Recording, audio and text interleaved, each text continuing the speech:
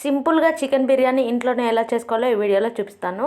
Chicken తీసేసుకొని బాగా wash చేసుకున్న తర్వాత పెరుగు, పసుపు, ఉప్పు, కారము, ధనియాల పొడి, గరం మసాలా, చికెన్ మసాలా, అల్లం వెల్లుల్లి పేస్ట్ ఇవన్నీ వేసేసుకొని బాగా మ్యారినేట్ చేసేసుకోవాలి. చికెన్ ఎంత బాగా మ్యారినేట్ అవుతే అంత బాగుంటుంది. ఒక 1 అవర్ పాటు మ్యారినేట్ చేసేసుకోవాలి. నేను ఇక్కడ నిమ్మరసము, పుదీనా, కొత్తిమీర, వేయించిన ఉల్లిపాయలు వేయించిన తర్వాత ఆయిల్ ఉంటుంది కదా, ఆయిల్ కూడా ఇందులోనే వేసేసుకొని మ్యారినేట్ చేసుకొని పక్కన పెట్టేసుకున్నాను.